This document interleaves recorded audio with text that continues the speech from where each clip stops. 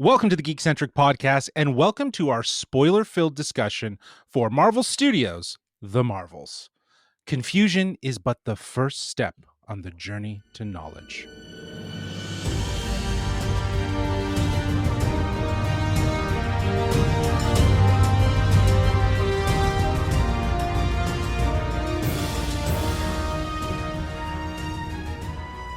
Hello, I'm J-Law, but you can call me Justin. If you're joining us for the first time, well, we are Geekcentric, a podcast covering the world of movies, TV shows, toys, collectibles, gaming, and all things geek-centric. Joining me for today's spoiler-filled discussion, I've assembled my own band of marvelous superheroes. First up, we have the Flurkin, who's a marvel with a pencil, Miss Megan Chambers. How are you? Oh my God, I'm so good because you've compared me to a Flurkin and they're my favorite. Yes, and they definitely have their time to shine in this movie, let me tell you. Oh, absolutely. But we're not alone. We also have another special guest. She's the mightiest of them all.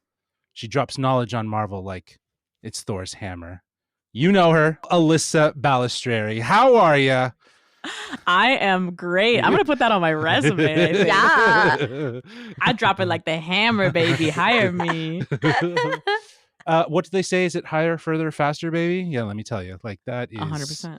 That is what this movie is in a lot of ways. And we are here today to talk all things spoilers for the Marvels. That includes any story details, character appearances, those end tags, you know it. It's all on the table.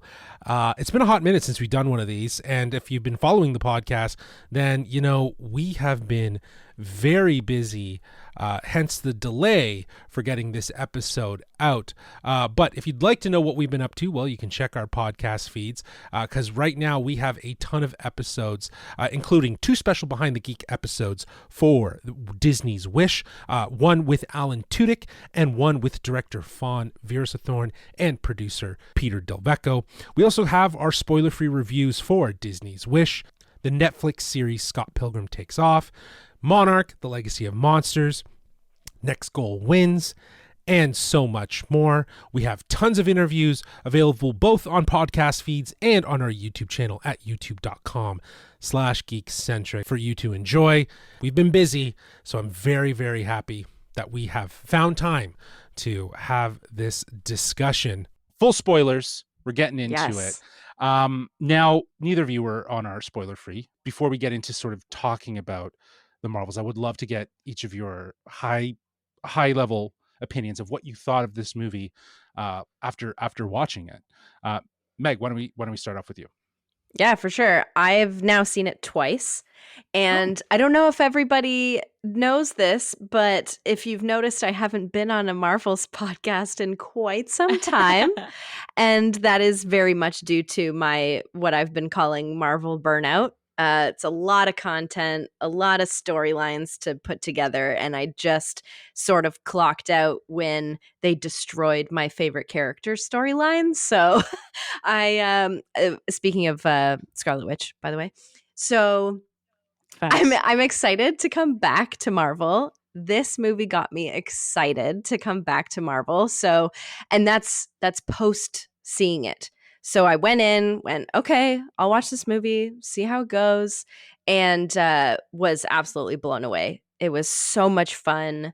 Great runtime for a Marvel movie, in my opinion. And obviously, it's a huge bonus when it's led completely by women. So, Ew. Yeah. Mm-hmm.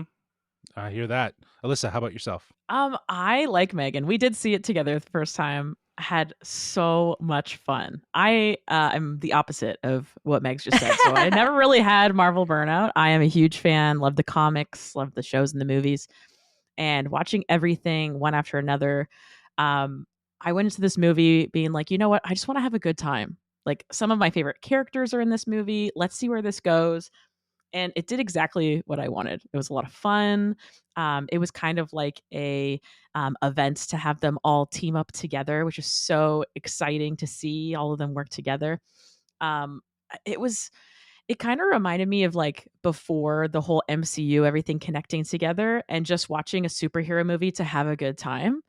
The thing that I recall is like Daredevil, like Ben Affleck's Daredevil albeit is not good, is one of my favorite superhero movies because it's from an era where I was like, really interested in heroes and powers and wanted them myself. And I just watched it because I loved it and I thought it was a lot of fun. And that kind of is where I landed with this movie. It was exciting. Lots of things were unexpected, and it did have the little cherry on top of like, this is great. How can we connect it to the universe at whole? So just put me in a really good place. Mm-hmm.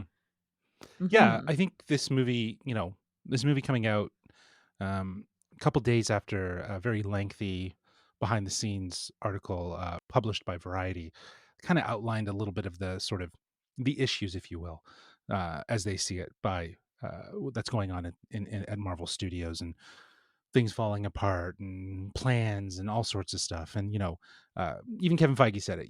People should be focusing on this week, and that was the week of the Marvels release. You had the Marvels releasing, and then you had Loki's finale, and both slapped. um they were well received by fans, and that's the thing to remember. I think that there's a lot of divisiveness right now in regards to this movie online, and I don't know, it seems to stem from a place of uh not really anything critical about the movie and more about the focus of the story. But I'm with you guys. I thought this movie was so much fun. It has its flaws. It's not perfect. It's not a, a an award-winning story, but it's fun, and it has fun with itself. And I think Nia DaCosta infuses that with her direction of how she created an ensemble team here, and all these characters are stronger together than they would be in any solo property, right? Like, Captain Marvel's first film was okay. Miss Marvel was great as a show. The show, but yeah. The but show but is so good. and Monica, and seeing Monica and WandaVision was absolutely great. But now to Fantastic. see them, yeah, it was now to see them together as an ensemble and working together, it just creates more of a unity with their story and more importance for them in the MCU. But I really liked what you guys said. Like, there is such a like, oh, there's so much going on with what's going on in the big MCU storyline. Like, how does Mhm. this fit in? Well, nothing really about the story, I guess, technically really fits in until we get to the tags, Yeah. right? But so for most of it, it's just a great, energetic comic book movie. I guess that's like the Mhm. best way to say it. 1,000%. And, I think one of the things I actually really enjoyed and why I loved this movie is the fact that it was just fun and it didn't need to connect everything else together. And it didn't need to be this deep Oscar nominated kind of movie. Like, it was all very lighthearted, still like deep storylines and, you know, giving the villain a reason to be the way she was and having Mhm. compassion for someone because you understand where they're coming from. But like, the movies that we've gotten from Marvel in the last few years have been so heavy because it's been a Yeah. lot of goodbyes to the cast that we were following for the last 10 years. So to have this one be lighter and more fun and exciting and not so weighted is sort of a bit of a relief for me. Sure. One of the Mhm. positives for sure. I think I was reading an article that kind of, or actually, it might have been actually an interview with Iman Vellani, who just said, Marvel just needs time to cook. And that was one of the pull quotes, and it In is the true. Gen Like, Z way or like the Gordon Ramsay kind of oh way? no, just in the Gen Z way, of course. Gen Z. Give me Like, time to just cook. yeah, you need time to cook, bro.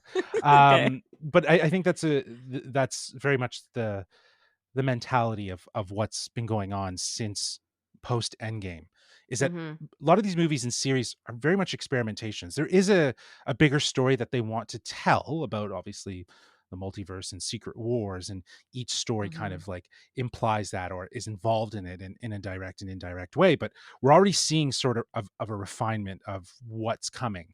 There's been shiftings in the time in the scheduling, mostly because of the actor strike, but also because of, I think, things needing to be reworked. I think it was earlier reported this week that Captain America: Brave New World is going back for extensive reshoots after apparently fight sequences and whatnot weren't just as on the magnitude of what the studio wanted. So they're Wow. adding more, they're giving more time to it. A lot of what they're doing is pushing things out to give it more time. So next year we're only going to see one movie, which will be Deadpool 3, which will probably be huge earnings for Marvel, and I think will be Oh, an yeah. eye-opening experience of what the next few years looks like as they build towards Secret Wars, which is now 2027. So Oh, there's Jeez. just a lot of time I'm to gonna go be on, but like mid-30s when for that movie sure, for comes sure. out. I'm gonna be Jesus. I'm gonna be over 40 when this thing is gonna happen. So it's like, I might have a man. Jeez. kid when this comes out. Like, Oh my You probably gosh. will. Yeah, my daughter will be 5 when this movie comes out. So that's wild to even Insane. think about as a number. But Yeah. again, there's just so much going on. It was really refreshing, like you guys were saying, to step into this movie and feel like there's just like there's no baggage, right? And there's Yeah. no sense of like doom and gloom, or yeah. multiverse breaking and like what's gonna happen. Yeah. It was just a very rock star movie, Oh my God. Yeah. right? Oh, yeah. I just think it was so, and the balance of the dynamic between the characters actually really works. But there are Mhm. flaws, I think, in terms of, you can see that narratively they cut things, or they Sure. condensed on things that could have been potentially more impactful.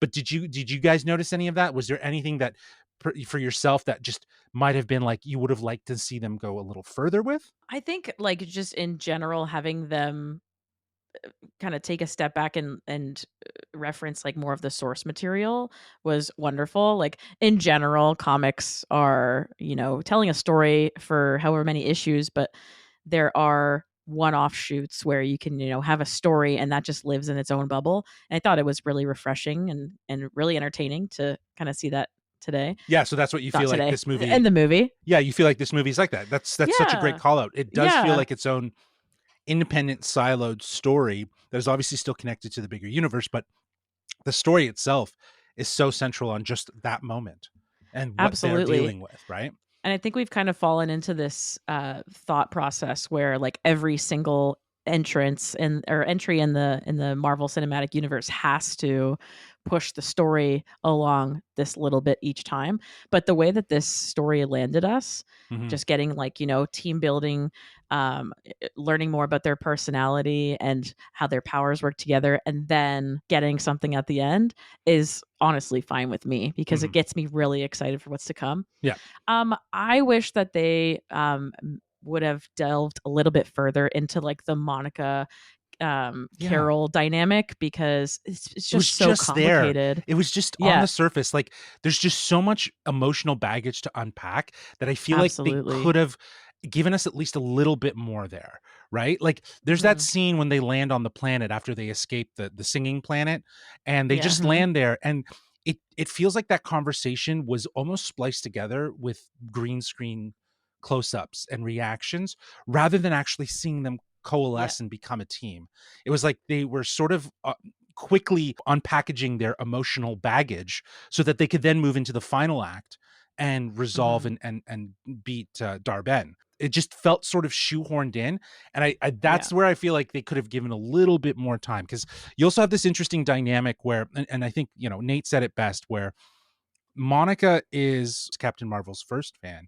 and Kamala Khan is her biggest fan. And there's this interesting dynamic between, on opposite ends of that, of how they both look at Carol Danvers as Captain Marvel that could have been Mhm. explored. Now, I get it that it elongates the story. There's a lot more that needs to be in there that might not necessarily be relevant or important, but I think they could have still gone a little bit further, right? Yeah. Especially even with Darben's character as a villain, especially given Mhm. how she looks at Carol Danvers as Captain Marvel as being the Mhm. Annihilator. I think that's such a poignant term to look at her in that way. And Yeah. I feel like that was just, there's this moment where she's like, you think, oh my God, like Darben sees that she can trust Carol, and then boom, she Mhm. switches. And like there was this really interesting moment. I would have liked to have seen that played out in maybe a more typical way, but when she ended up pulling out that hammer, I was like, all right, well, I guess Yeah. we're going the traditional way where this villain's not going to make it through. Yeah, and I think for me with Darben's backstory, I it was a little lacking for me. Like it's nice to get an understanding as to why she's protecting Hala and what all those people are going through, and that's her reasoning. That's amazing. But I feel like the reasoning for her becoming the leader of these people doesn't really make any sense to me, because she's just sort of another person that lives on this planet in this city, and she goes into the palace, I guess, or whatever it is. I'm sure there's a bunch of other people just like her as soldiers or of some kind, I guess, for the Kree. Well, they were all the Kree soldiers, right? Like they were all formerly Kree soldiers. Because they had the same sort of outfit that Carol has or Vers at the time. But I just feel like all she was another soldier, and then gets like sort of rocks crushed on her, and then off she goes. Like, why was she the one? But I would just think I would like to know more about who she is leading into this. Yeah. I can understand that. Like anybody can start a movement, right? Absolutely. Like a regular civilian, a maybe that's politician. The storyline.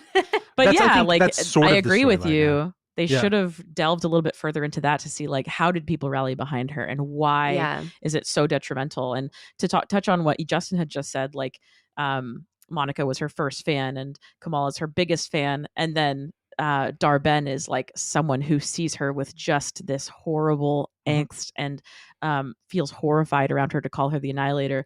I think that having addressed that a little bit deeper would have needed Carol to kind of face herself and like kind of, it would have maybe taken a different turn because she'd have to realize or reconcile with herself, like, this person sees me and holds me so highly in their life, and this person despises me. How do I deal with that feeling?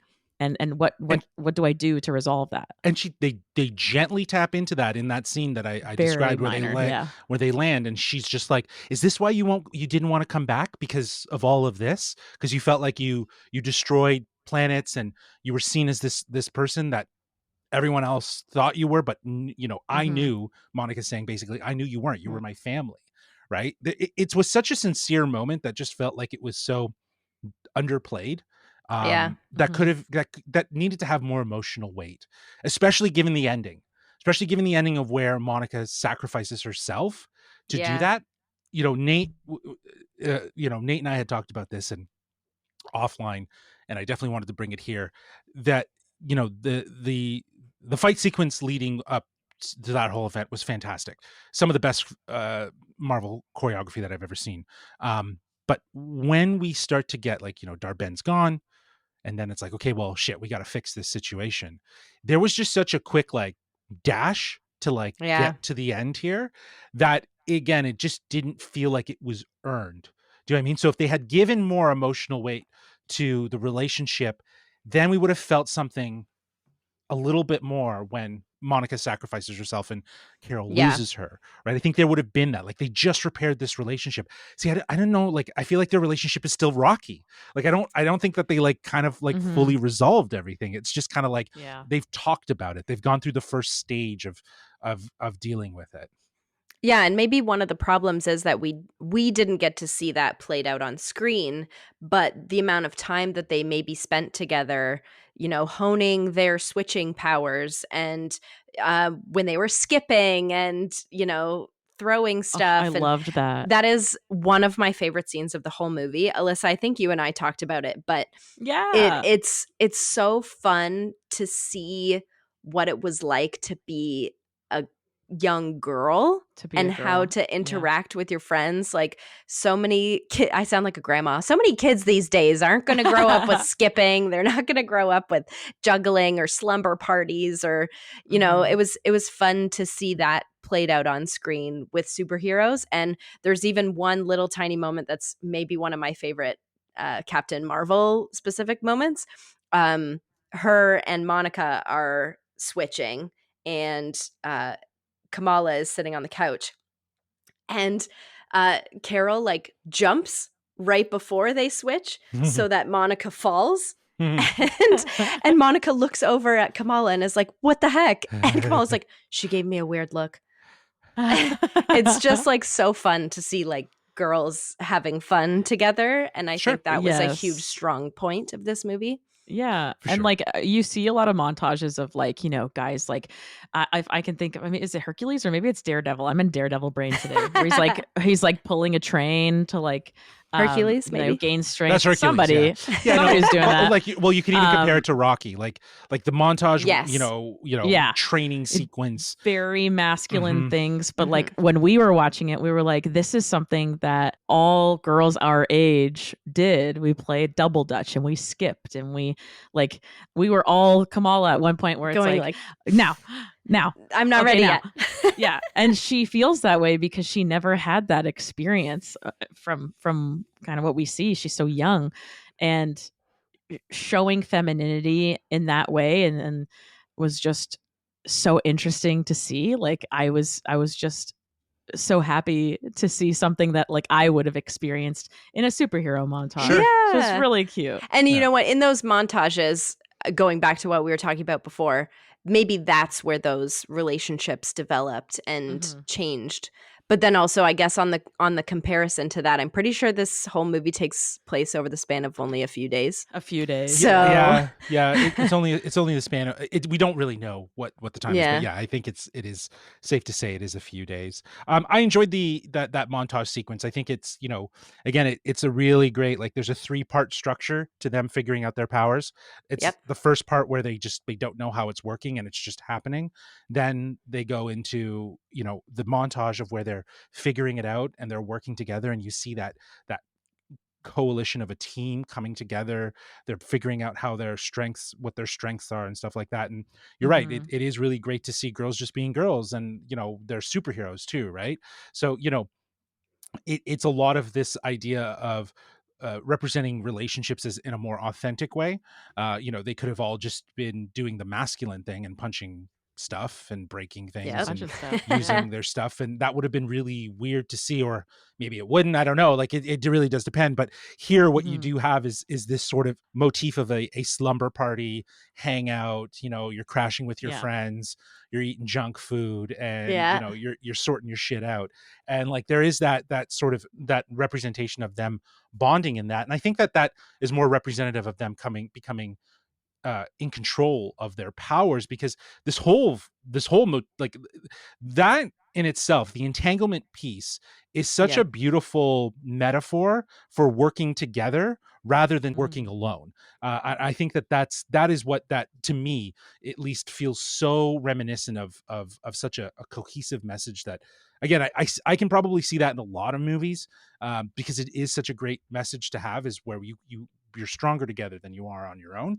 And that's very much what this movie is talking about, by using things like the entanglement, by having someone like Captain Marvel who thinks she can just do everything on her own, but she can't, right? Like clearly she can't anticipate that. So, to see that sort of, that sisterhood, or, that connection between them, it's really, really great, because it does feel reminiscent of those films where we can celebrate, just seeing girls be girls. Do you know what I mean? Yeah. Like at the end of the and day, be friends. right? Yeah, be friends. Yeah, and they're not opposites of one another.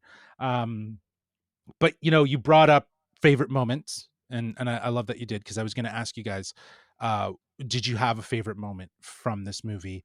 Obviously, we're talking spoilers, so feel free to let loose. Everything. Alyssa, I think. Yeah, go ahead. I'm having a think. Yeah. Yeah.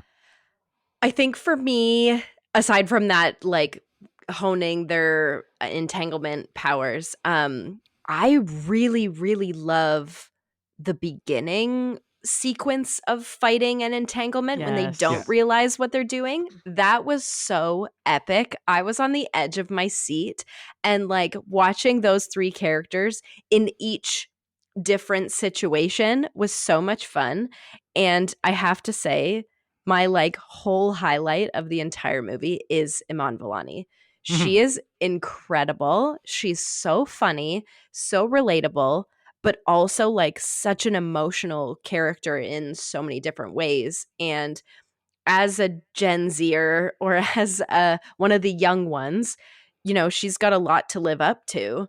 And she does such a beautiful job in her own way, and it feels like such a real performance. It almost feels like, and maybe this is the case, but Kamala Khan and Iman Vellani are just the same person. Yeah, that's absolutely. That's entirely true. And so I agree with you. I think she's the most charming part. She's so infectious. She's an absolute delight every time she's on screen. I wanted to see more emotional performance from her. I think we need to start seeing some stakes, but I think she was definitely played as the more relatable, the more charming aspect of the movie. And we were supposed to focus on Carol and Monica and them being kind of the emotional relationship that we need to focus on. Right. So more or less, Iman was sort of the comic relief. Hey, comic relief. You need it. But that said, you couldn't have found someone better to be that in terms of character and person in Iman, because you're absolutely right. Iman Vellani is Kamala Khan and Kamala Khan is Iman Vellani, because her mentality around Marvel, her passion, she's literally living the dream that Kamala Khan got to live in the comics, where she just wanted to have powers and be a hero, and she got them. Right. And all Iman wanted to do was be maybe in one of these movies. And now she's Kamala Khan, one of the most influential characters for the future of the MCU. And she's killing it. She's absolutely killing it. I'm going to just jump off from what you were talking about, though, with the fight sequences. The first fight sequence was absolutely incredible. I saw 20 minutes of the footage before the movie came out in prep for some interviews.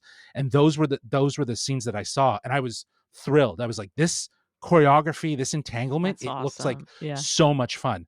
But then I saw the movie, and then I saw the last fight, and to see the precision and the choreography and how they've now figured it out, and how they're popping in and dropping their power strengths at specific moments against our Ben.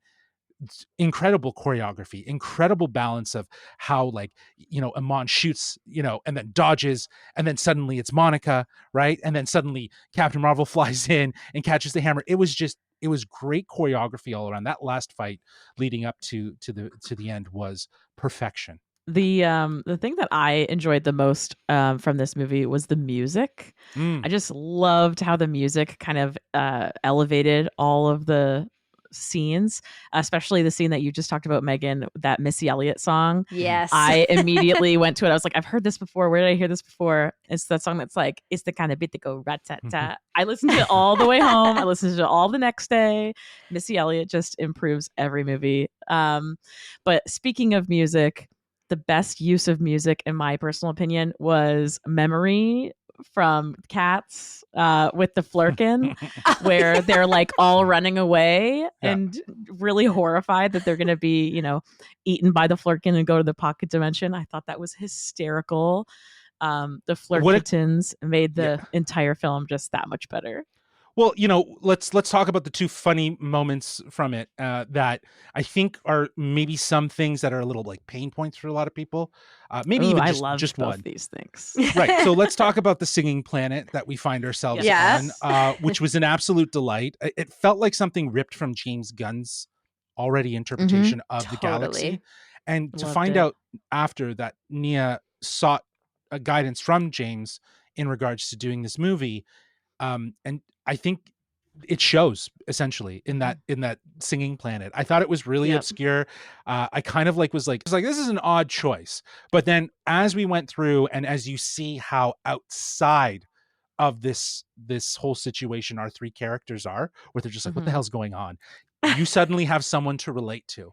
Right. As someone who's like, what the hell is going on? Like, how do I talk to these people? So it was, I think having especially Iman and Monica just kind of be like, dancing in the background, trying to figure it out and being like, what is she doing? Like, I think that was very much the right approach because it gave something for the audience to, chuckle and connect to. And we all have a new Disney princess. Yo, she looked great, right? Of course. She looked great. So good. It was such a cool thing. I mean, I also think it was a really great way to bring in a pretty iconic, if you know who he is, guest star into this movie. This little K-pop. Yeah. Oh my God. I think he's just a Korean actor. I don't know if he's from. I thought he was like a big, huge dude. No, he's a tiny, small dude. No, just I mean, he's quite tall. I don't think Brie Larson is super huge, but no, yeah. We were talking about South Korean actor that was featured in this film, Park Soo-joon. He Yep. is an actor.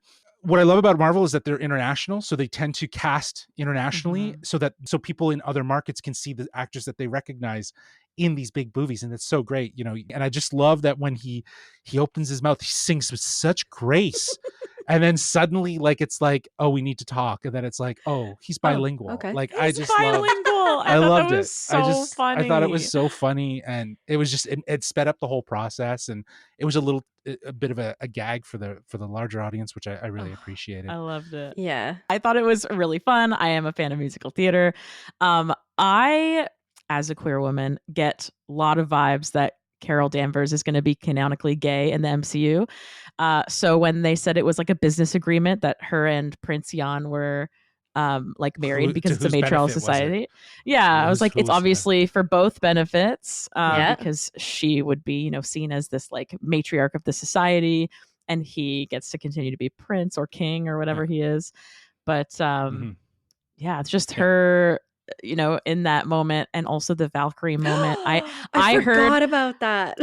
So I saw from a online, I don't know how believable this is, but it was like a Twitter you have to take all of this with a grain of salt, obviously. Yeah. Take it with a grain of salt. But yes, but I did see that there was a scene cut because Disney sometimes, you know, could be touch or go about things like this. Valkyrie said something like, we're better as friends. Yeah. Oh, like, and they've had a hookup, but or they I might mean, have, it makes sense, right? Yeah, well, but like, I think like the other thing that was really interesting too is, like, you know, as you mentioned, they might have cut a scene that might have been more explicit in implying that something had happened between Valkyrie and Carol. But I don't know if you needed it, because I think the vibes were there. I got the vibe. Yeah, exactly. I got the vibes too.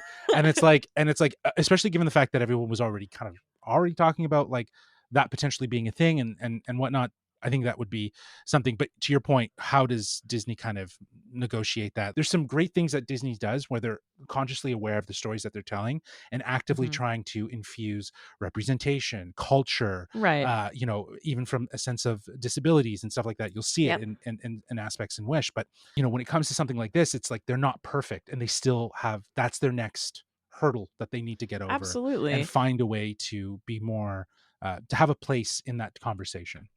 Yeah, and I think that it doesn't have to, and it has never been in the MCU ever been like sexualized. Nope. No. I think that like just having a relationship that has meaning, like a romantic entanglement, can kind of push a story even further, kind of in the like Captain Carter or like Agent Carter, Captain America kind of way. Yeah. Like you root for that couple because there is something behind that. And I just wish that they would kind of get there. And I agree with you. It doesn't need to be like a sexual thing, just no, but a compassion and emotional thing, right? Of course, but yeah, again, the emotional bond. But again, I think the difference of you're saying, oh, we were something, versus the body language, the demeanor, the attitude, and the performance implying that they were something. And I think that I don't mind that. I don't mind that they had to if they did cut it for explicitity of just like saying like, oh yeah, well, why does it need to be there if the tone of the scene has to be there, if it's for, you know, some sort of validation and just sort of you know, not to be seen as, you know, pandering to a certain degree, right? Sure. Like, just to say that we throw that in there, like, let's make sure we put that in there so that it's acknowledged. I think it's implied in a lot of ways. I'd like to see them down the road find a way to openly do, whether it's in a Marvel movie, because we're talking about Disney, but whether it's in a Marvel movie or a Disney movie, because I think even Disney movies have the opportunity to do this, right? Absolutely. So it's something that's there. But the Flurkins, they had their time to shine, like, more than anything. Totally. This is such a weird moment, though. Like, this is like I just remember laughing so hard in the theater, just thinking like, this is so silly, right? And it's like it works, though. It still works. It's all make believe. That's the thing that I just don't get. People are like, well, it's not realistic and it's weird. I'm like, they're superheroes. She can shoot lasers out of her hands. It's all pretend. Right. But we're also coming off the heels of something like Secret Invasion, which is such a dark, gritty, political inspired thing. This is what we talked about in the spoiler free, but each show is sort of a lens to look at the Marvel universe through. So the world of She-Hulk absolutely is such a satirical, comedic world. That's why Daredevil in there is satirical and comedic. But when we see Daredevil in his own show, he will probably be seen as the character that we And know more from serious, Netflix, and a little bit more dark and gritty, right? And a lot of people were commenting on this as well. Nick Fury, Secret Invasion, dark, grizzled, beaten. You know, he's sort of a broken man. And then here, he's like chilling in space, like nothing happened, right? Like he's super happy-go-lucky. Again, it's the lens in which you see these characters through, and the movie provides that lens, which I think that's where this whole debate about what's Marvel's plan, or how does it all fit in, because everything is so tonally different. Like, think about Eternals. It's gonna be. Yeah. Right? It's gonna like, be, that's comic book. But that's that is what I was comic just books. gonna say. Yeah. I was like, they are comic books. But then again, like we were saying, like, you know, Maggie, as you said, there's a fatigue, right? Yeah. There's all these different properties there's all these different stories. What do you tack onto? What do you know is important, right? And if there's so much, how do you ensure that there's still a creative path? Because remember, we got to Endgame in 10 years with 20 movies, right? And in the time of the last 2 years, I think we've already surpassed, or getting close to, with series and stuff like that, pieces of the content, amount of content, right? So if you did you do the math, I'm sure we're getting close to it, given the series and movies. But I feel like by the time we get to Secret Wars, we'll have like probably almost twice as many movies and shows in comparison to what we had leading into Endgame. If Endgame was 20, I think we'll have close to like 40 pieces of things that are in content, whether they're important or not, though. Well, and so that's why I think the Marvel burnout came after the first few years of all of a sudden having show and then movie and then show and then show. And then it was like back to back to back. And everybody was speculating how all of it entangled and how all of it doesn't connected. have to, and I think that's why I really liked this one, because it didn't feel like I had to be predicting how this connected to everything else. And the first movie I saw in the first chunk of Marvel was Guardians of the Galaxy, which I watched on its own, and it was great. And then I watched, I don't know, probably Captain America, and I was like, okay, that was cool. And it was just superhero movies. I wasn't worried about how they all connected. And then by the time we started seeing Avengers movies and then Infinity War and Endgame, it was like, whoa, they've been doing this connecting all behind our backs. That's crazy. And now we're expecting it. So it's almost like, there's got to be this whole other, they almost have to go back to basics to make it simpler, but then they're Easter egg. I don't know.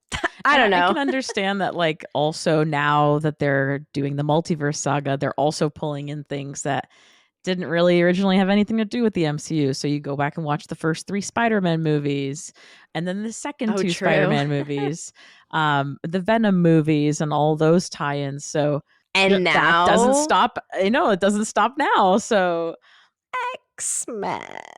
Yeah. The thing that stands out to me, though, I think as the most is just, I think fans after Endgame, as much of a success as it was for Marvel, I think it was also a bit of a detriment, because everything was going to be compared to that. That was the bar. So with the introduction of Disney Plus, it presented great opportunities for them to do things in that space of television, which has been good. Some of them have been good. Some of them have been definitely not great. And there's been a lack of consistency throughout. But for the most part, I think that they've actually done really well. But the movies especially have suffered, right? Like there's such a thing. And I think the way they look at the movies is a bit of an experimentation to see how things are going to work, right? They've introduced so much in these movies. Does it all matter? Like, how is Shang-Chi going to matter? He's obviously going to matter at some point, but like, that movie's almost 3 years old now, right? I think, yeah, 2 years old. No, 3 years old. It feels longer than that. 2, just 2. Yeah, just 2. It's just over 2, right? So just over 2 years, but it does feel longer because we've had so much content in between. So again, I think we're like, Amon's right. Going back to what you said, just gotta let Marvel cook, and like, they need to figure out a way to decipher how we digest this stuff. Like, so I'm interested in this whole new Marvel Spotlight series, which is going to have specific shows that are under that banner that don't necessarily connect to the larger story, but are still stories that are important. So that's Okay. like, that still have a part in the MCU. So I think that that's really interesting, and I think that's the sort of framework that they need, is to kind of give audiences, now that there's so much on the board, what is important. Like, Yeah. really, at the end of the day, Spider-Man No Way Home only seems to really just be the first introduction to the multiverse. That's all it did. It was just a great way. And it also seed plants the idea that when Marvel does it with something like Secret Wars, when they can do it with the X-Men and stuff like that, and maybe do something along those lines, they know it's going to be a success, right? That movie was also like 98% fan service, right? Oh, of course. But most, Right. but like, I loved it. yeah, but then you Same. look at, but then you look at the follow-up to that, which was supposed to be which was Doctor Strange in the Multiverse of Madness, and it fell extremely short of Garbaggio. expectations. Yeah. Yeah, So we were just super disappointed by that. God. yeah. Well, I know it has a lot to do with the way Wanda was handled, but we'll see. We'll see. I don't think she's gone. And even though You know there's what? rumors, yeah. If I may, I just think it was the way that it was positioned, like multiverse of madness. Yeah. Oh, yeah. And if that is what they're Expectation. going to kind of correct with Deadpool to come up next year, because we do know who's involved in those films. But is that I not think again that would fan be a really service great for way. fan service, right? It is, Yes, right? which I'm Sometimes fine they gotta with. fix their mistakes, you know? Yeah. Like it was just such a mess. Mhm, Because it even was. even Multiverse of Madness was fan service, but in a way that sort of Smallest amount. made The smallest. yeah, but I mean, like, we got Patrick Stewart and John Krasinski and like Mhm. these people that everybody was Peggy fan Carter, casting. Yeah. Yeah, everybody fan casted John Krasinski to the end of the world, and he was there, and then they took him away.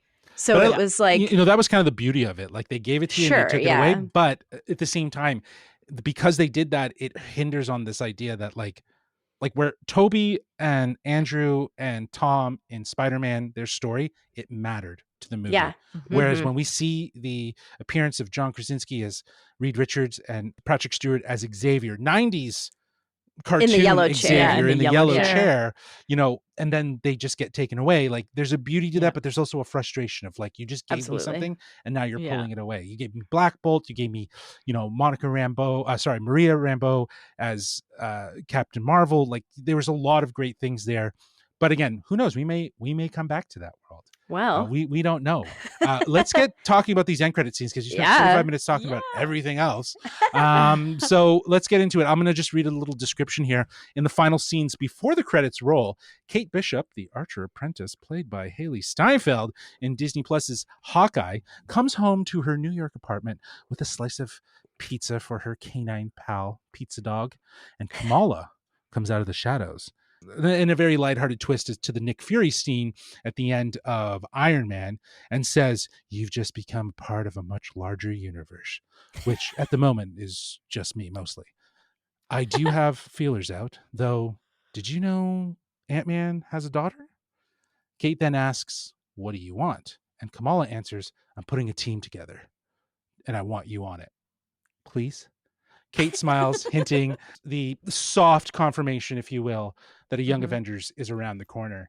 And I am very excited for this. I think we so all saw the excited. writing on the wall, with all this, you know, little introductions we've gotten for characters throughout.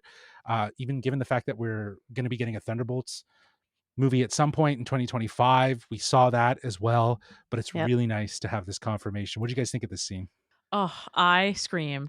I think I screamed, and the whole theater was very shocked.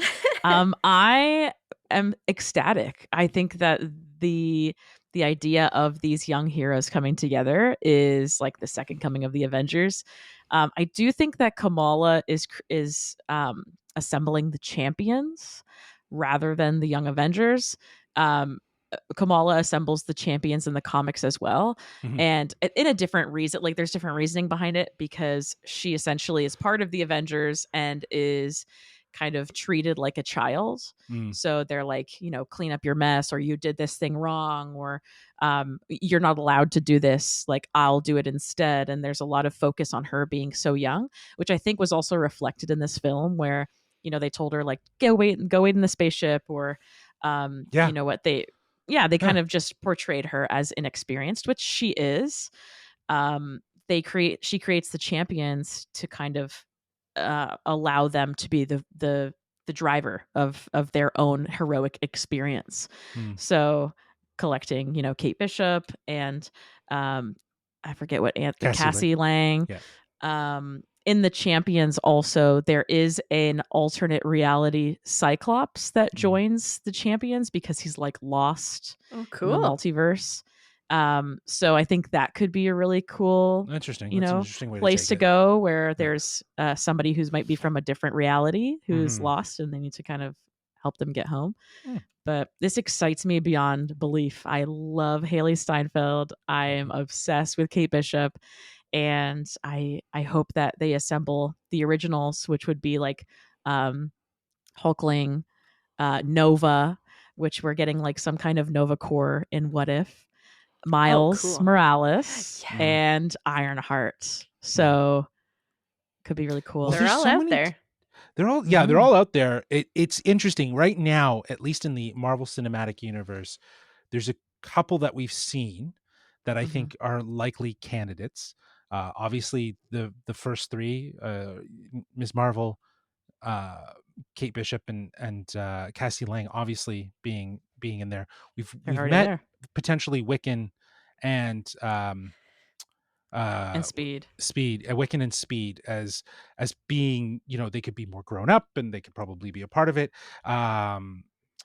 Maybe a recast. Maybe. Well, I think they're going to definitely recast. Yeah, they would be older. I think there's already rumors that for Agatha, the Agatha series that's coming out. It'll be new kids. It'll be in one. I think only one of them is in it. He's the guy from Heartstopper. Yes. Joe Locke. Yeah. Cool. So I don't know. I haven't seen the show, but I recognize his face. Yeah. So he looks like he could be I'm pretty sure he's going to be Wiccan. Wiccan, his look, yeah. I know, like even in Falcon and Winter Soldier, we saw Patriot.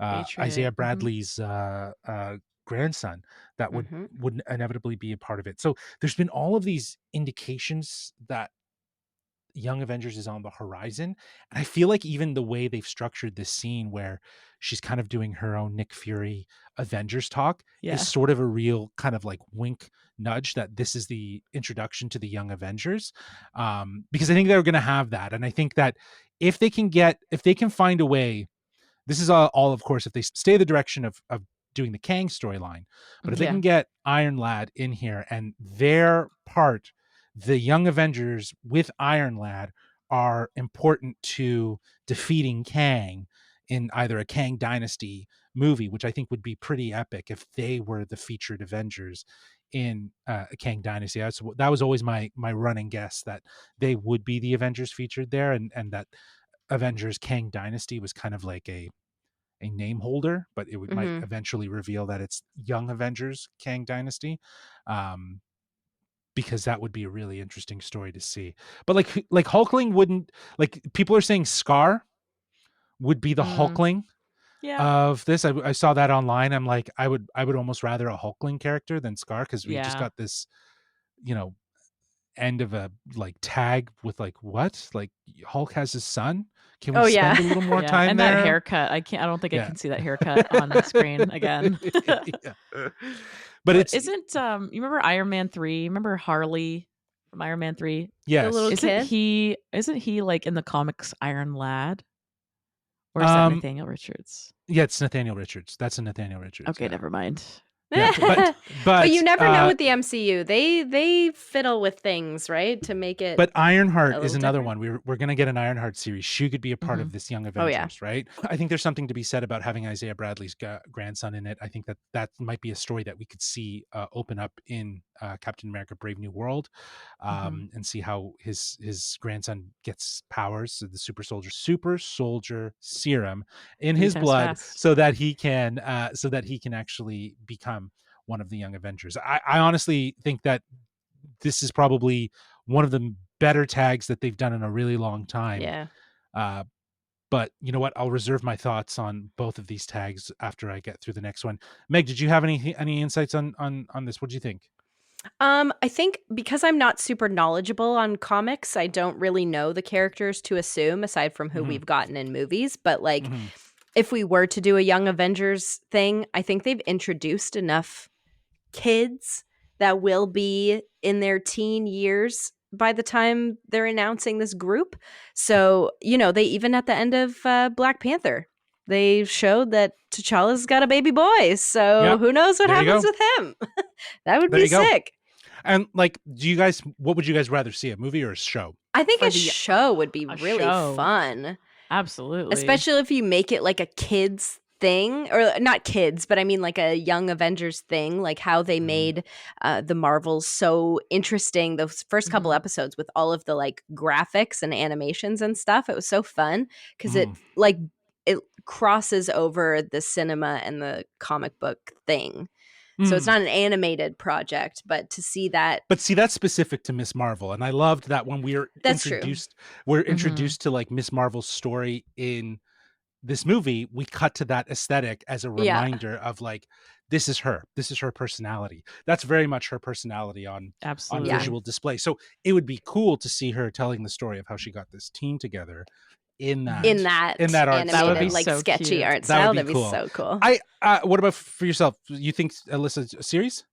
Well, I would love a series. I always prefer a series because it will just allow us to delve deeper into these characters, give them more time. Yeah, like let them cook, But I have a question for you guys. Like, how do you feel about the status of the MCU? Like, if we're getting a Young Avengers or whatever the title may be, where do you think it'll fall in the timeline? Because I think it's already there. We just don't know it yet.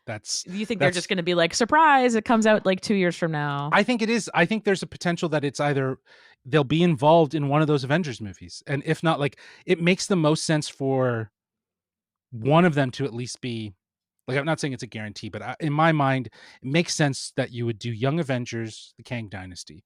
I think you could tell their story, and everything leading up to 2026 of when that movie's coming out would be seed planting what that team is, right? And you would see their stories unfold, just like you did when we saw the first Avengers movie. We saw stories unfold for each of those characters in movies, and then it went into a singular movie where they were all together as a ensemble. And with Disney Plus, like we said, you could see their stories unfold in TV shows. You could see them unfold in movies. We've seen a young Loki in The Void, right? We know Loki is now, again, spoilers for Loki, is the new He Who Remains, who's running the time. Could he somehow give this universe a young version of himself that becomes part of it? There's so many possibilities of how they could go the route of interjecting and showing each of these characters, but I think you would want to treat it with the same amount of prestige as you did the Avengers, where you build up into those characters through your different projects, making that movie matter and really setting the stakes for it leading into it. So I think that's. I just worry. Yeah, I just worry about how old they are, because like Kate Bishop is like in real life like 27. Sure. Or Kate Bishop. Haley Steinfeld is a real person. She's 27. Like Catherine Newton is 26, 27. So and yeah, like Letitia Wright is 30. Yeah. So if she's, spoilers for Black Panther, if she's Black Panther, then... No, but I think it will be his son. Yeah, it would be his son. But he's so young. He's like, but whenever they get old to or something. Hey, they did a 5-year. You never know jump. where all these things lie, right? I get you. So I get you. I understand where you're coming from. I think Haley Steinfeld has enough in the can that she can still pass off as she's good. She's got a young baby face. Avenger, right? Like, you know what I mean? Yeah. And I do think that this movie will, if they do anything, it'll happen within the next 2 years. And they'll be fine. They'll be fine with it. It'll be fine, because the more often than not, you see a lot of older actors casted way younger, and it's just there's no correlation. You got like 30-year-olds playing high school students. It's like, come on, really? Get over it. Okay, I can get by that. That's fine. But I understand the trepidation with that, but I think there's enough there. Like, if you can give it that moment, like if you can make that movie matter, Young Avengers, this is just the first instance, this little scene, to something so much bigger that could be. And that's what the Avengers was. It was a little introduction scene with Nick Fury that introduced the whole potential of what the Avengers is. So I think, again, kind of history repeating itself, it's, circular. I think that's very much what this moment's meant to be. And it's obviously meant to be from the perspective of Kamala Khan, which is so much more different. I just love the little, like, please be on my team, please. It's so cute. She's like, where did you get that? I found it in my couch. Like she has such sass and attitude. Yeah, it's like none of your business. But that was only one scene, and that wasn't even a credit scene. That kicked off the credits. So we get our credits, and then after that we get this mid-credit scene. After sacrificing herself at the end of the film, Monica wakes up in a sterile laboratory bed and sees her mother, Maria Rambeau, played by Lashana Lynch, who is believed to be dead. As we saw in episode 4, if I'm not mistaken, of WandaVision, where Monica woke up from the blip, this scene very much emulates that moment again, but from a different perspective. And when she wakes up in this hospital, when she wakes up, she's crying and she tells her mom, I missed you. But Maria doesn't recognize her daughter. She doesn't recognize who she is. And they exchange some words, and Maria is very confused. And then we hear another voice. And this voice is Kelsey Grammer, who some may know played Beast in X-Men The Last Stand. And yes, he is cameo as Beast in this film. He explains to both that Monica is in a different reality. Maria stands up from her chair, revealing her red and white superhero costume, which she's never worn before. And she's also wearing both of the quantum bands that we had seen in the movie. So where we saw them separated in this reality, it seems like Maria is wielding them, and Beast refers to her as binary. Now, binary, from what I was reading online, I don't know if you have any more details about this, Alyssa, but from what I was reading online, is a variant of Captain Marvel. And in the comics is actually like a actual like variant, like I think is like pulled from her in some ways, and is like a mute or some sort. I don't know that much about it, but I do believe it's like a twin flame kind of thing with Carol Danvers, and she doesn't talk. Those are the only things I know about it. That's what I remember reading about her. But like the fact that she's got both bangles, it's the thing. Anyways, so Maria looks at Monica and just simply asks, "Who are you?" And Monica looks back, defeated, and utters, "Shit." Because now she's realized what's just happened. So we got Beast in this scene. Kelsey Grammer blown with the little leggings on. Well, spandex. Oh yeah, you can see it. So like, first let's talk about the look of this character, because I've been itching to talk about it. Like, this is so 90s cartoon. It is like the hair, the fangs, the size. Like, I'm so glad they didn't do makeup on him again, because I hated that look, right? I appreciated what they were trying to do, but he wasn't formidable. He wasn't someone that, like, that's the thing that was interesting about Beast. He was so smart, he was so intelligent, but he could also be vicious, right? And when he had to be. And there was just none of that in the previous adaptations of Beast. So here I was like in awe of just how much they nailed the little fangs. You can see the CGI. A lot of people have deconstructed. Like, it's obviously a CGI mocap, and they've got that same design as like Thanos or the Hulk. Yeah, exactly. But you would think, though, in the same universe, if there was some sort of like gamma mutation, gamma radiation, it's a bit of a mutation, there might be some sort of correlation there. But it's interesting to see that they kept a similar design. But the hair, did you guys see the hair? Oh, it looks so good. Oh, it was the so whole good. Look, yeah. I loved it. But we also get like the X-Men doors in the background. So are we assuming that this is in Charles's Xavier institution? Well, I'm so curious to how they're going to play this, because it's Kelsey Grammer. Like, are we getting entirely the OG cast with him? Or is there going to be some sort of mixture? Is it going to be new people? Is it going to be anime? I don't know. Yeah, I think that they have the opportunity to do whatever they want, because obviously the multiverse will allow them to make whatever choice they want. But they have infinite possibilities. Yeah, I think because it's Kelsey Grammer, it is going to be like the original X1, 2, 3. Well, we got Hugh Jackman group. Right? Yes. Yeah, exactly. Yeah. Hugh Jackman's coming up in Deadpool, and because of Days of Future Past, like, they kind of went back in time and resolved, I think, everything that happened in X3. Yep. So we'll get like Jean Grey, and then Cyclops and Storm and everybody. So But that then would be phenomenal. yeah, but then they like in Old Man Logan, it was supposed to be like years after those events, right? What happened, right? And Yeah. sort of the demise. So, they're not going to touch that. They're going to keep that as a sacred sort of movie. It's exists in its own timeline, if you will, right? Because there isn't any sort of clear indication that it's associated with the events of Days in Future Past. Like it doesn't take place after that. It's just some place in time in a specific thing. So the neutrality of that film really does work for it to just be its own, send off to Logan.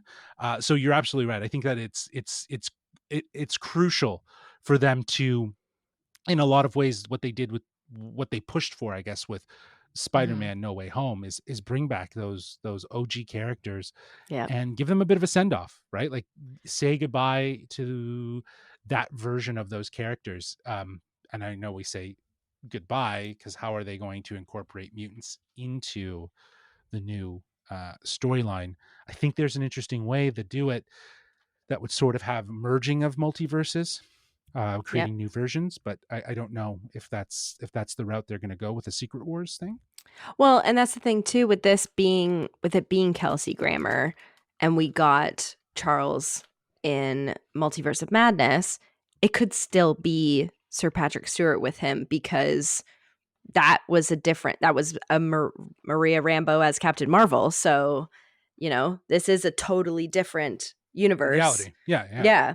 And we could even, who knows, like if Beast is, this big, huge professor guy, maybe Xavier is younger. I don't know. Like who knows? They could do anything. It's just, I just don't understand how the thing, again, like I was saying, I just don't understand how, like, you have to bring back the OGs, but how do you integrate that as saying goodbye to them, but bringing in a new generation of a Charles Xavier, a Beast, a Wolverine for the MCU that's proper, right? That's a new direction for them. I don't know, unless the Secret Wars has an everlasting effect on the universe of 6169999, whatever it is. But whatever, if it has an impact on it, then I guess that's how we get it. But it's interesting though that we see Maria wearing both bangles, right? Like Binary is wielding both. She's basically, I think she can get her back to her reality. Like if we think about it, because the quantum bands created the whole. Could she allowed Kamala to do it, like in her series as well. Yeah, exactly. Right. So I'm wondering if that's sort of how we'll get this merger and we'll start seeing this window start opening. Because I think the biggest thing, and I was saying I wanted to reserve my thoughts and just to see what you guys think, was we've had a lot of end tags since Endgame. So you know what I mean? Like a lot of different things. And will any of them matter? Do you know what I mean? Is the $1 million question. And when will they matter? You know what I mean? Like we last saw Carol Danvers, if I'm not mistaken, in Shang-Chi's end credit scene where he's welcome to the Avengers. And we haven't seen Shang-Chi since, right? And is his rings in some way another gateway? It has to be of something of importance. And things like that makes me think, like, are those things happening in our known MCU reality? Like, does Shang-Chi take place here? Does She-Hulk take place here? Because we know those are connected to each other via Wong, but could it potentially take place in a different universe? Like Moon Knight, I think, exists like so far on its own. Is there any combination of any other movie that we can think of or show? I can't think if it had any credit scenes. Well, just like the show as a whole, I think it like can exist on its own. Absolutely. No, but again, that goes back to the point of saying, like, maybe if they had established what Spotlight was, Moon Knight would have been a Spotlight storyline. Maybe She-Hulk would have been a Spotlight. Do you know what I mean? Like these shows would have sat in a realm where it's like they're still MCU canon and they exist in the bigger picture, but they're not like important to the larger story that's going towards like the big movie event, right? Because people don't know which way to turn when all of this stuff, it's like, how do I watch this? Like, is this important? Right? Do you know what I mean? Like, it's just, that's what causes the burnout. this is what causes the burnout, right? Mhm. I definitely think it's to their own detriment that they've got this stigma of a burnout. I've enjoyed it. I think that they've tried to do as much as they can, and obviously seeing a scene like this, who isn't excited? Like, come on. Yeah. Yeah. Like So at the end fun. of the day, it's crazy because like if they didn't have this, would this movie have felt different? Would it have felt as validating for some, right? Uh, I think, I mean, hindsight's 2020. The fact that we know we got this scene for sure, you'd be like, oh, I would have been so upset if I didn't have that. But in all honesty, I think the Kate Bishop reveal was a Was awesome. giant stinger. That was so cool because that was projecting where the MCU is going in a big way that we all were expecting to see. And now we finally got to see. So that's a gratification in itself. And to have that mid-credit stinger was just like a total shock to the system and absolutely unbelievable. But the movie would not have been worse if we didn't get that. Yeah. Yeah. I wonder though if like as many people would have been like as hot on it if they didn't get that beast thing, right? Like I think the kind of people that didn't like this movie for whatever reason would have felt worse about it. Yeah. But people like us who enjoyed the movie are like, yeah, I mean, it was great as a standalone thing, and that's why we liked it. Just kind of like recapping the top of the show, like we loved it because it was a lot of fun. I like that it was a creative way to explore other multiverses because they're trying to bring them all together. I have a question, if you guys wouldn't mind indulging me. If this is the X-Men in a different universe, do you think, one, that there is an X-Men group in this universe? And if you had to pick like your X-Men lineup, would it be like a mixture of new and old? Would it be old, new, or brand new people? I think for me, as much as I want to pay homage and tribute and bring those actors back, Alyssa, you're talking about age. That's like an age situation. Yeah, that's the challenge. And to try to bring like Sir Patrick Stewart and Ian McKellen back to this universe and try to keep them around a while, I don't know if that's the best idea. So I mean, I want to see them. That's cool. That's why it sort of worked in Multiverse of Madness to just like go, here you go. You got to see him in the yellow chair and now he's dead. But I think to give James McAvoy, Michael Fassbender, even Jennifer Lawrence as Mystique, like to bring those actors into the MCU and to enjoy their performances on a different scope and through a different lens. Because Justin, like you were saying before, each character, each set of characters has their own world and their own view and their own themes and genres behind them. Yeah. So yeah, we could see these characters who we've only seen in really like heavy, intense movies come into a comedy, come into something exciting. And Deadpool's going to introduce a rated R. Oh yeah. So when you see Doctor Strange going, why the fuck am I going to do this? Right? Like that's what's going to happen, right? Like you're going to see characters that you wouldn't necessarily see drop some curse, maybe get a little gory, get a little, a little R rated because, they're trying to carve out that path. And again, another genre, if you will. I think I personally, for the MCU, would like to see brand new characters for the entire new X-Men. Brand new. Brand new. I think like I want to see like a whole new cast. I want them to recast Wolverine. I want them to recast Cyclops and give me their stories. Megan is aggressively shaking her head. Yeah. Yes, I very much agree on I think we all have the actor in our minds of who we want to play Wolverine. 1, 2, 3. Taron Egerton. Yeah, okay.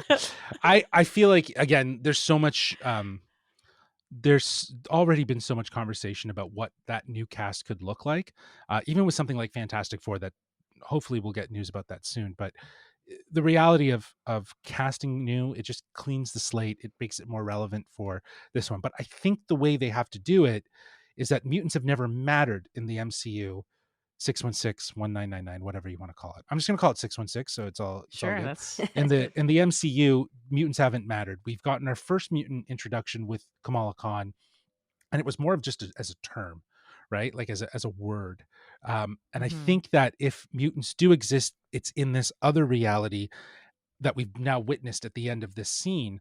And I think what's going to happen is that's where Secret Wars is going to come in. Like, there's a lot of speculation about what's going to happen with Jonathan Majors. Like, we don't need to get into it, but it's all up in the air in terms of the allegations against Jonathan Majors and the trial that's going to be coming up. And, even if he is innocent of these charges, is Marvel going to really want to move forward with that, given the sort of stigma around his image? And innocent until proven guilty is the term, right? So we'll see how it plays out. But I still think even if it plays out in his favor and he's innocent, which is great for him, I don't know if Marvel's going to want to move forward with it. So what could they do?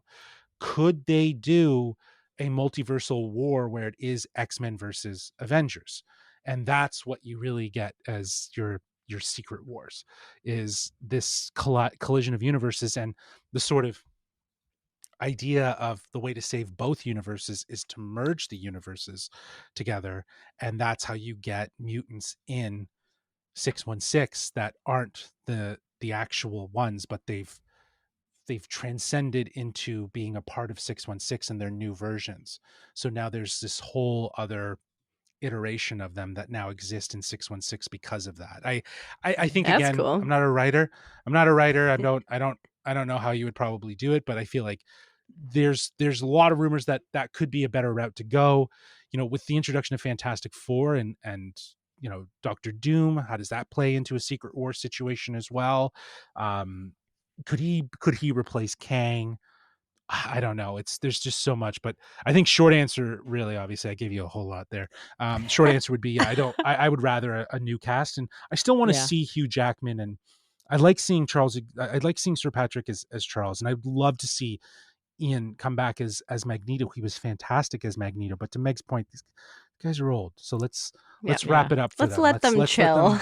In all honesty, I really think Hugh Jackman is done, but to play in the sandbox of the MCU is something that he could not deny, right? Like, it's something that he really wanted to do. He always wanted for his character because he saw what they were doing. And, Ryan Reynolds, it's his arch nemesis. Exactly. Like, there's just pure magic that's going to happen there. And I don't know, I'm very skeptical about that movie, but we'll see.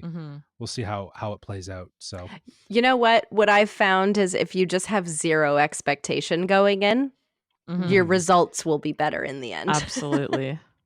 Well, that's true. With this one, I definitely had lower expectations based on what everyone was saying. Yeah. And I came out like on a high, being like, damn, this is good. Even after I saw the 20 minutes footage, I'm like, that wasn't that bad. It was actually pretty good. And when I walked out of the actual movie, I was like, yeah, that was great. Yeah. So I definitely agree with you. If you have lower expectations, go into it. You'll be fine. Exactly. Well, that is it for our spoiler-filled discussion for Marvel Studios' The Marvels. Megan, Alyssa, thank you so much for joining and, again, sharing your thoughts on the movie and geeking out with me in regards to all of this stuff. I'm so happy to. Thanks for having me. Yeah, you guys were great to just share some more insight about the movie, and I love getting the perspective of what's next, because God knows we're excited for what's next. I finally am again. Yes, there you go. Megan. If you enjoyed this episode, feel free to subscribe to us wherever you listen to podcasts. And if you don't mind, we would love it if you would give us a review. 5-star would be great. It would be actually marvelous if you would give us a 5-star review. And you know what? If you want to write into the show, let us know your thoughts on the Marvels, what your theories are about what's next for the MCU, or hey, if you just want to tell us how good we are or how not good we are, well, you can reach us at wearegeekcentric@gmail.com. That's wearegeekcentric@gmail.com. Or you can reach out to us on X, formerly Twitter, at GeekcentricYT, or on Instagram at wearegeekcentric. I plugged a whole bunch of episodes at the top of this episode, so I'm not going to worry about doing that now. So thanks again to our special guest for joining us for this episode. It was such a delight. But as we say, higher, further, faster, baby.